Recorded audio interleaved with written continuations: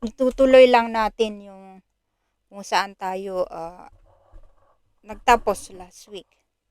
So, babasahin ko dito sa verse 3 ng chapter 7, sabi niya, "Then each of one went to his own house, but Jesus went to, to the Mount Olives." So, dun sa crowd niya nung nakaraan, topic natin ay, di ba nagkaroon sila ng confrontation? Nagkaroon sila ng debate tungkol sa claims ni Jesus. Sinasabi ng iba na siya ay Messiah, sinasabi ng iba siya ay propeta, tapos nakisali si Nicodemus, sabi niya ay propeta at the same time, siya yung Messiah. So, nagkaroon din ng confrontation mula sa Pharisees na sinabihan nila si Nicodemus na ikaw ba ay galing din sa Galilee. So, yung ganon. So, siguro napagod din sila sa kadadaldal kaya at saka gabi na siguro kaya nagsiuwian na yung mga tao. Tapos si Jesus naman, pumunta siya sa Mount Olives, yung kanyang gawain. Pagka gusto niya ng quiet time, umaalis siya sa mga audience niya at lumalayo mag-isa. Madalas niya tong gawin, di ba? Yung doon sa Mount Olives din nananalangin, yung ganon. Tapos, sabi dito sa verse 1, but at dawn, verse 2 pala, at dawn he went to the temple again, and all the people were coming to him. He sat down and began to teach them. So, bumalik si Jesus kinabukasan, nagpunta sa templo, at naupo at nagsimula na namang magturo. Kaya sa buong buhay ni Kristo dito sa kanyang ministry, nung nagsimula siya ng ministry, puro pagtuturo yung kadalasan na kanyang ginagawa. Yung kung may healing man siya or miracles, yun ay para mapatunayan na siya ngayong Messiah. Pero hindi yun yung kanyang pangunahin ministry.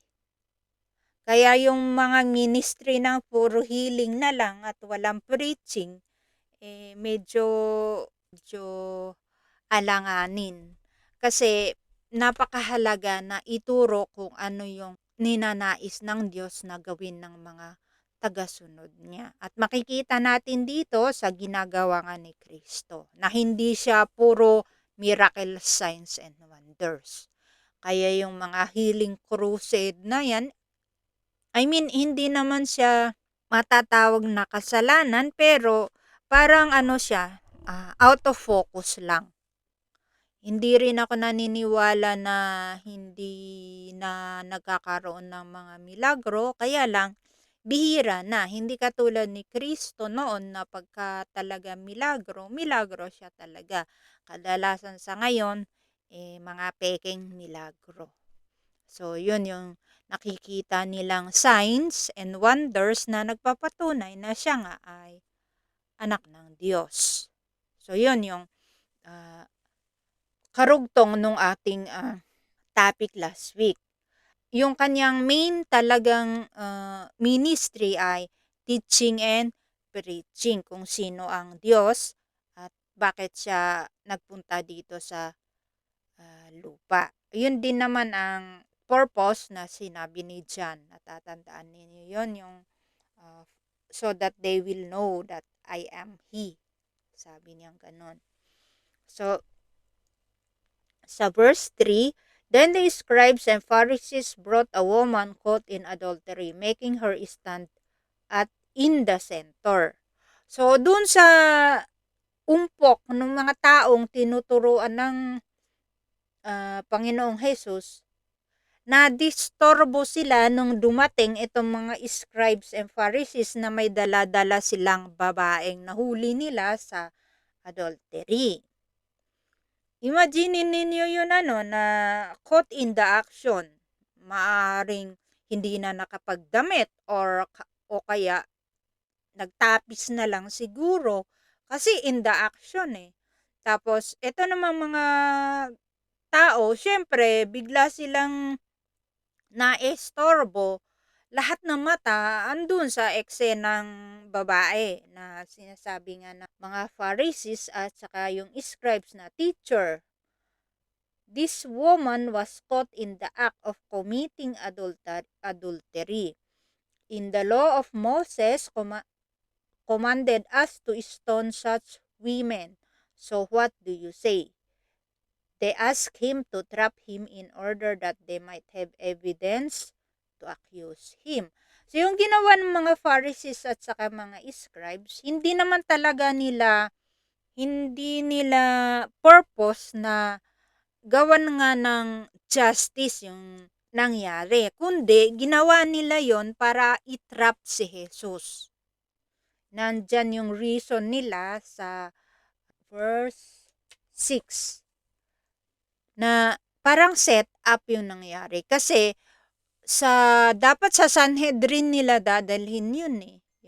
Yung babae. Kasi doon naman nililitis ang mga ganyang kaso. Wala namang kinalaman si Jesus sa Sanhedrin. Kaya nga ang sabi ni John dito ay kay Jesus nila dinala para nga matrap nila. So, himay-himayin natin yon. Stop muna tayo doon, ha? So, dito sa kwento, may crime na nangyari. At napakalaking kasalanan yung pakikiapid ayon sa Exodus 20:14.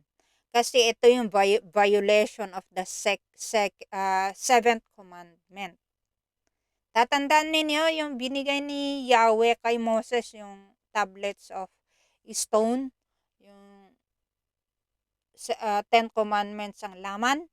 Yung 7th ay ito yung do not commit adultery. So yun yung kaso ng babae. Sa batas nila ay pagka ganun, binabato sila hanggang sila'y mamatay. Pero ang problema dito, nasaan yung lalaki? Bakit yung babae lang? Kasi ayon dun sa batas ni Moses, death penalty nga ang punishment nung caught in the act ng adultery, pero kasama dapat yung lalaki. Ayon sa Deuteronomy 20:22, sa Leviticus 20:10, dapat kasama yung babae. Kasama yung lalaki. Kasi hindi naman po pwedeng mag-adultery mag-isa yung babae, di ba? So, yun yung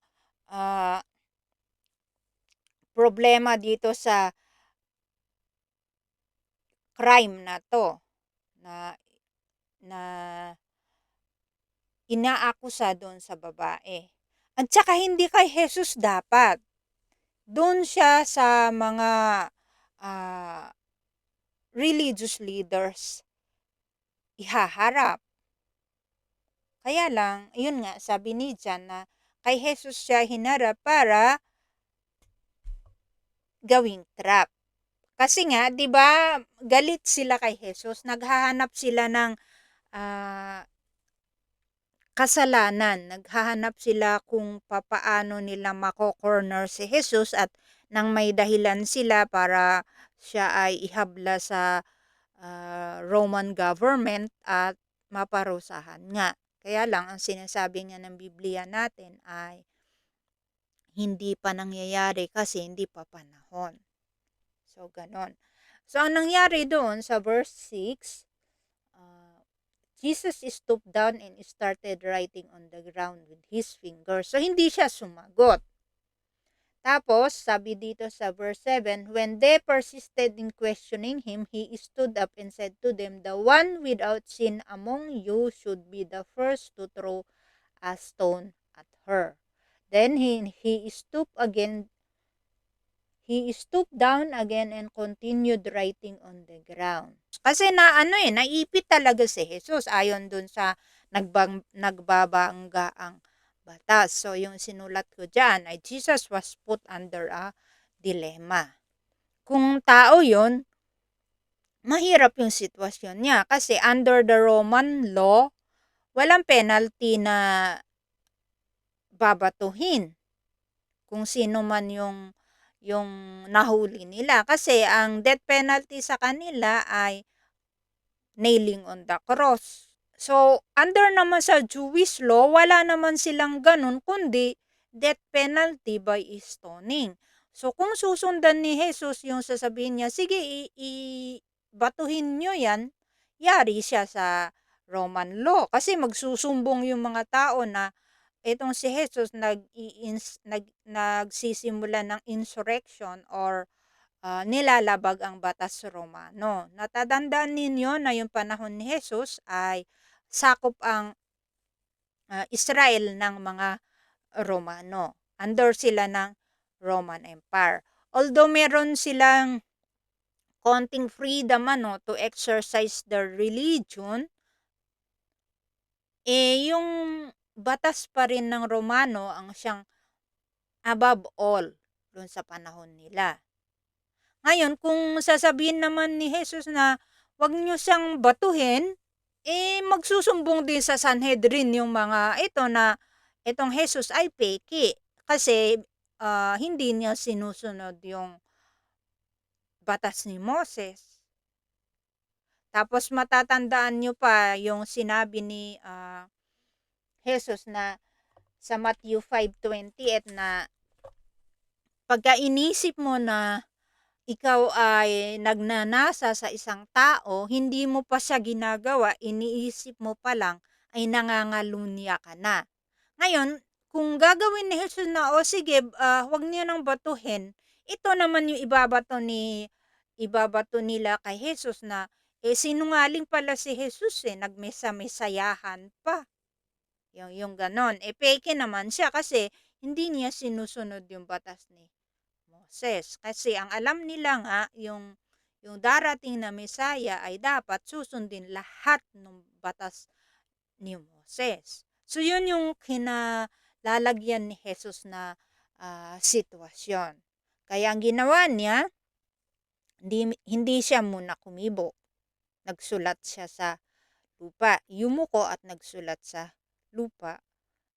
Maganda sana kung sinabi kung ano yung isinulat ni Jesus doon, Kaya lang hindi, wala.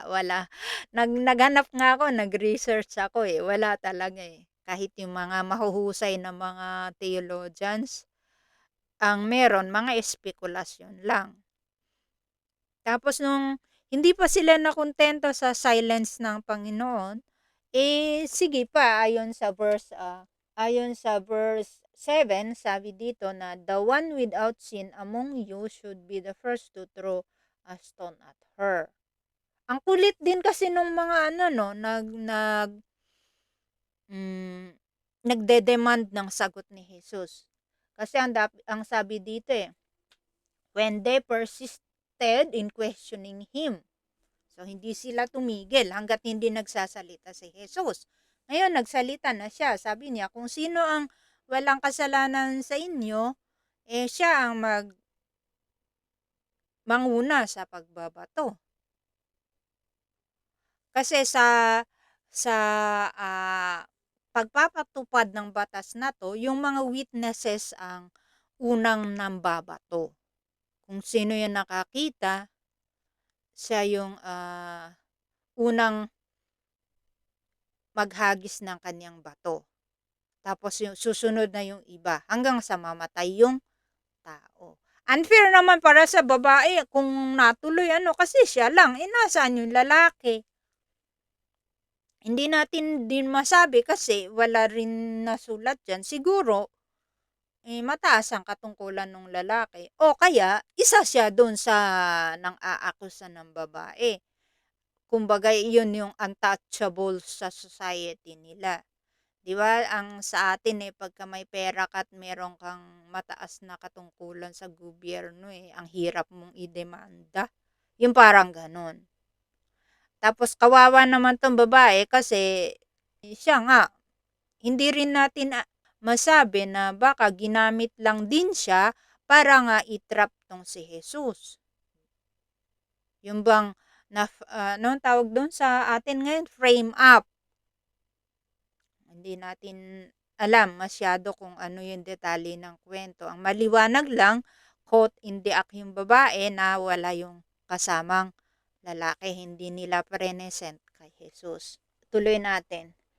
Then he stooped down again and continued writing on the ground. When they heard this, they left one by one, starting with the older men.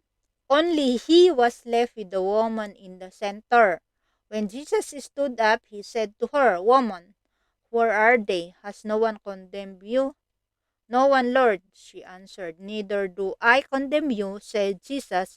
"Go, and from now on, do not sin anymore." Yun yung pagtatapos ng kwento. So, hati-hatiin natin ulit. So, makikita natin na yung initial verdict nila ay guilty nga yung babae, which is guilty nga talaga. At yung penalty ay death. So, ano yung makikita natin? Dito, lahat ng kasalanan, ang penalty nga ay death. Dito napapatunayan yung sinabi ni Paul na for the wages of sin is death.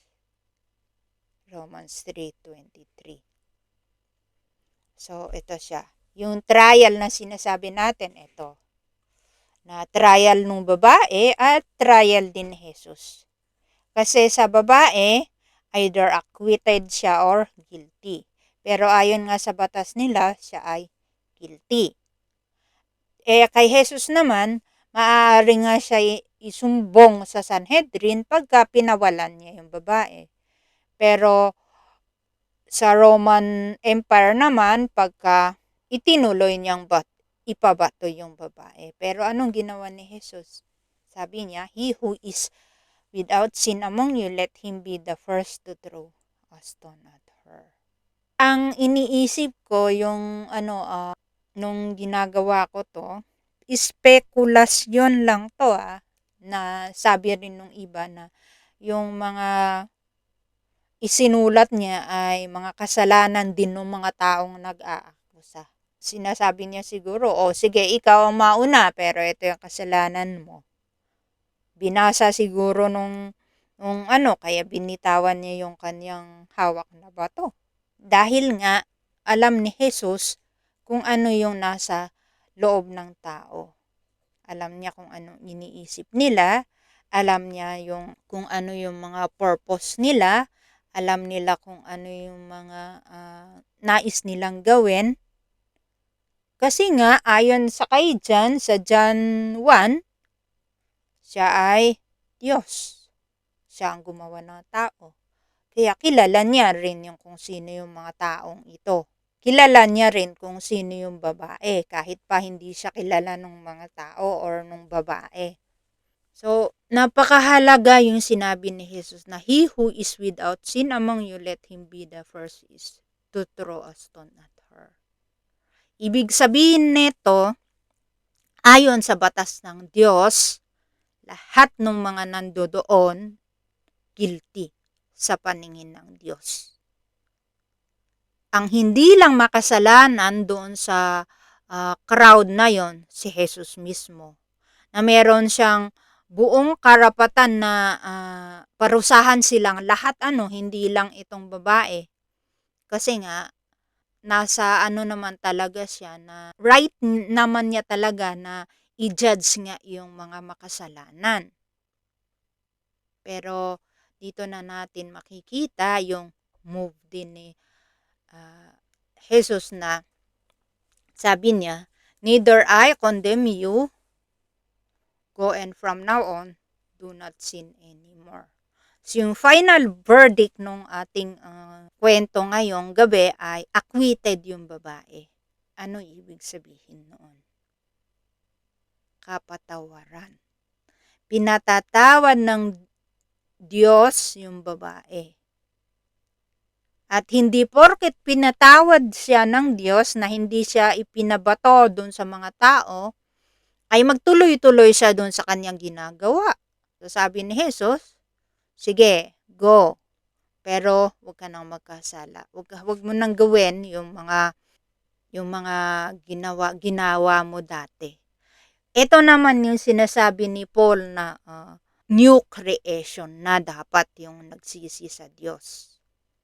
Hindi yung nagsisi ka sa Diyos tapos babalik ka na naman sa dati mong gawi. Malamang na hindi tunay na pagsisisi yon. Either napilitan or nagaya lang. Kasi ang tunay na nagsisisi sa mga kasalanan niya, sumusunod sa Diyos, ay kinakasihan siya ng banal na Espiritu para manatili sa katwiran. Hindi din nire-require ni Jesus dito na wag nang magkamali. Na ito naman yung mga katuruan ngayon na pag daw ikaw ay Kristiyano, hindi ka na nagkakasala. Meron nagtuturo ng ganyan. Ito naman yung sinasabi nilang sinless perfection. Pero hindi totoo yun. Nagkakasala pa rin tayo kahit pa anak tayo ng Diyos ngayon. Madali naman malaman yun eh. Tanong nyo lang sa sarili ninyo, ano ba yung mga ginawa kong kasalanan ngayong araw na to. Diba? Sabi ni Jesus, sa isip pa lang na nagagalit ka or napopoot ka sa kapwa mo. Hindi mo palang ginagawa yun na, pero killing na ang mo doon. Murder na ang sentensya mo, ay ang crime mo. At ang verdict nun ay guilty. Ayon sa batas ng Diyos. So, hindi hindi tawag dito? Pinagaan ni Jesus yung batas ni Moses, kundi pinabigat pa niya. Kasi kahit sa isipan, pagka may nag-iisip ka ng hindi maganda, kasalanan na yun. So, dito pinapakita ni Jesus yung kanyang holiness din. Na siya yung dapat manghusga kasi siya naman talaga yung may karapatan. Kasi nga anak siya ng Diyos. Pero anong ginawa niya? Jesus showed grace, mercy, and forgiveness instead of judgment or condemnation. So, dito rin mapapatunayan yung sinasabi sa Exodus 33:19 at sa Romans 9:15 na I will have mercy on whom I will have mercy. So, yung gusto yung gusto ng mga Pharisees and scribes ay hatulan ni Jesus yung babaeng nangalunya nga. Kaya lang, sabi nga ni Yahweh doon kay Moses naman sa Exodus, I will have mercy on whom I will have mercy. Kaya kung pinili siya ni Jesus na patawarin, wala ka magagawa kasi Diyos siya. Kahit pa gustong-gusto mong siya dapat binato. Kaya sa atin naman, magpasalamat na lang tayo kung tayo pinili din ng Diyos na maging anak niya. Kasi, siya ang may prerogative nun eh. Hindi natin po pwedeng sabihin na pinili ko ang Diyos. Kasi nga, sabi rin sa Romans na there is no one righteous, not even one. Kaya lahat ng tao talaga sa impyerno mapupunta. Kaya lang, ito yung magandang balita. Sinalo ni Jesus yung condemnation na dapat para dun sa babae. Kaya naman, acquitted yung babae. Ganon din sa atin. Matatandaan ninyo yung sa kwento rin ni Barabas na si Jesus ang naging guilty tapos si Barabas ang nakawala. Doon sa madadaanan natin yun sa mga susunod. So dito pinapakita yung atonement. Na sa Old Testament, ito nga yung kasalanan ng Israel, tinatransfer nila dun sa tupa, tapos yung isa, pawawalan, na ang isinisimbolo noon na ginagawa nila sa bansang Israel ay ito nga, na pinapakita doon ni Jesus na may mga taong pinagkakalooban naman niya talaga ng forgiveness. At at saka ng mercy at saka ng grace. Ano ba yung grace? Unmerited favor. Hindi naman hiniling ng babae na, patawarin niyo po ako, Panginoon. Walang sinabi dyan. Hinihintay niya siguro na batuhin nga siya. Kasi totoo namang guilty siya.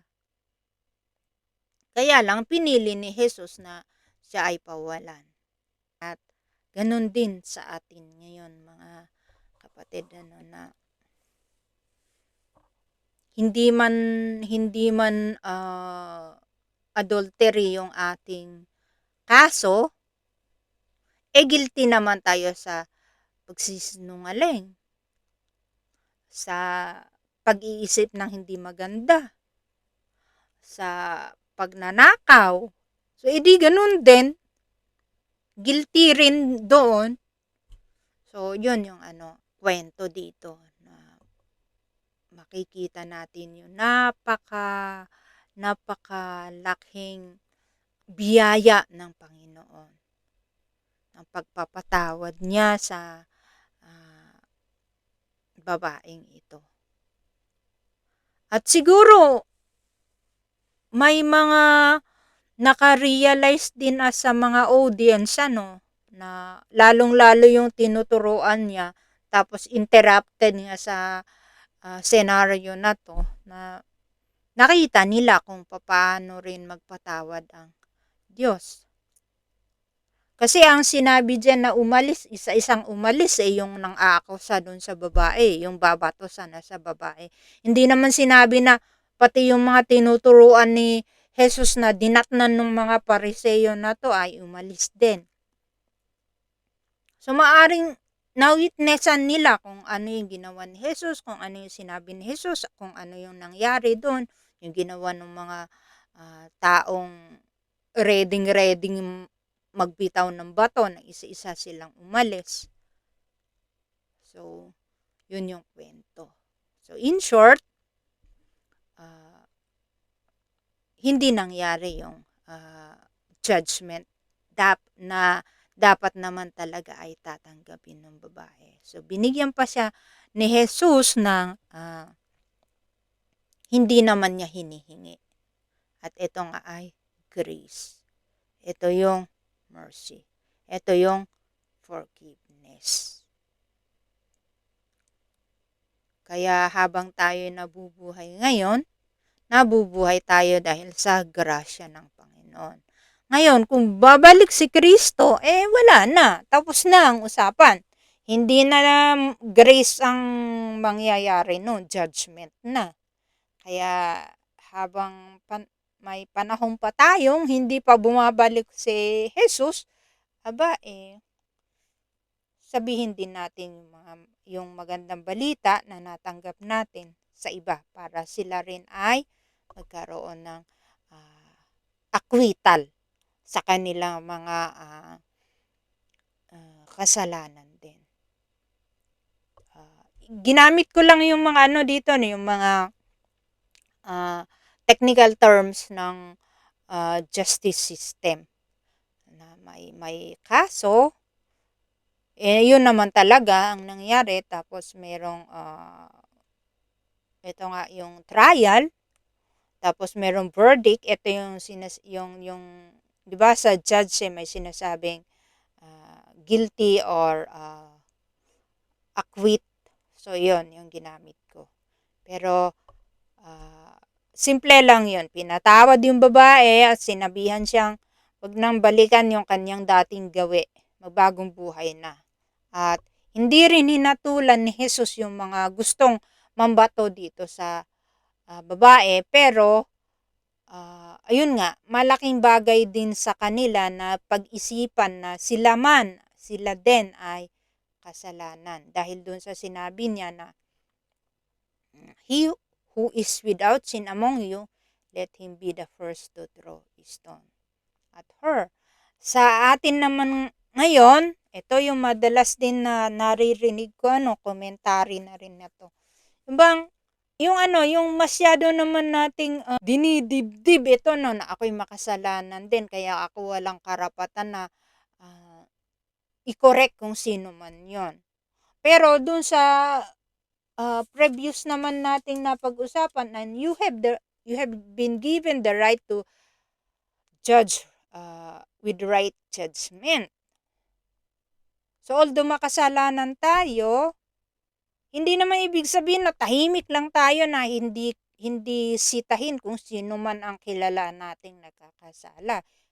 So hindi 'yon yung ibig sabihin ng hindi 'yon ang ibig sabihin ni Jesus dito. Ang sinasabi ni Jesus,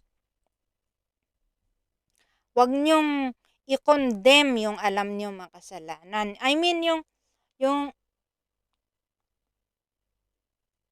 sa impyerno ka mapupunta, yung ganun. Hindi mo alam kung ano mangyayari sa tao na yun eh. Kaya wag nating husgahan na nang tapos na hindi pa yun dumarating, kasi si Jesus lang naman talaga ang manghuhusga kung saan yung eternity ng mga tao.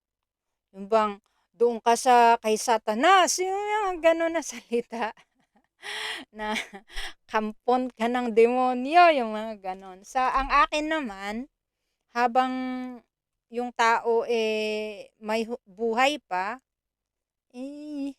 wag mo nang bigyan ng ultimatum kumbaga, kasi hindi natin alam, baka sa huling hininga niya ay patatawarin siya ni Jesus, ikaw naman ang magkakasala nun. Kasi nga sabi nga ni Yahweh, 'di ba? I will have mercy on whom I will have mercy. Siya lang ang nakakaalam kung sino yung gusto niyang patawarin. 'Yun yung bale application naman nitong sinabi na hindi porket tayo makasalanan ay tatahimik lang tayo dahil sa verse na ito. So napakahalaga na titingnan natin yung konteksto ng kwento para hindi tayo nalalayo at hindi rin namamali yung ating application. Kasi kung ito lang, verse 7 lang ang kukuhanin mo dito sa buong kwento na to, maiiba talaga yung application. At dito rin sa isa niyang sinabi na neither I condemn you. Na yung sa ngayon naman kung si Jesus nga hindi hinusgahan yung babae, ikaw pa kaya? Yung ganong salita. Pero kung ilalagay natin itong neither I condemn you, may karugtong yun. From now on, do not sin anymore, sabi ni Jesus. So, ibig sabihin yan, hindi pinapayagan ni Jesus na magkasala ulit yung babae, na ulitin yung adultery niya. Na may nagsasabi rin na magkasala tayo ng magkasala, patatawarin din naman tayo ng Diyos Aba, abuse na rin yun. Yung sabi ni Paul na may it never be sa Romans 6. Na para babigyan tayo ng mas malaking grace magkasala tayo ng magkasala, yung sasadyain mo. Kasi patatawarin ka naman ng Diyos Sabi ni Paul, may it never be. Huwag ganon, sabi niya ganon. Baka magbago isip ng Diyos Lagot ka ngayon. Okay? So, yun yung ating topic for tonight. At ito yung ating reflection. Think of the sins you have done and ask the Lord for mercy and forgiveness. Siyempre, tutuloy natin yung text natin sa John 8 sa assignment. Okay? May tanong ba kayo?